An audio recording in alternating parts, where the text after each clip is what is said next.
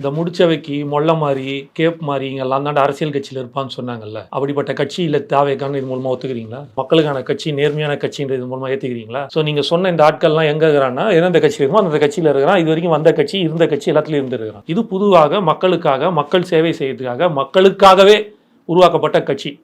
அப்போது படித்தவன் தான் இருக்கணும். அரசியல் ஒரு சாக்கடை, அதில் எவனா படித்தவன் போய் சேருவானா அப்படின்னு கேட்டதை மாத்துறாரு. நல்ல விஷயம் தானே. இது ரெண்டு விதமாகவும் பார்க்குறேன். நீங்கள் சொன்ன கேள்விக்கான பதிலையும் நான் எடுத்து வைக்கிறேன். அடுத்தது இல்லைன்றது டிஃபரன்ஸையும் நான் கொடுக்குறேன். ஃபஸ்ட்டு அதை முடிக்கிறேன். ஸோ அப்போ அப்படி பார்க்கும்போது நல்ல விஷயங்கள்.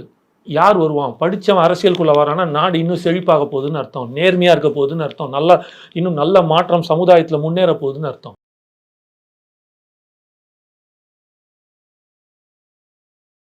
ஒரு மனுஷன் வராரு, ஒரு ஐஆர்எஸ் இருக்கிறவர் ஜாப் ரிசைன் பண்ணிட்டு வராரு அப்படின்னா, அப்போ அந்த நம்பகத்தன்மை எப்படி இருக்கும்? அவர் ஏதாவது ஊழல்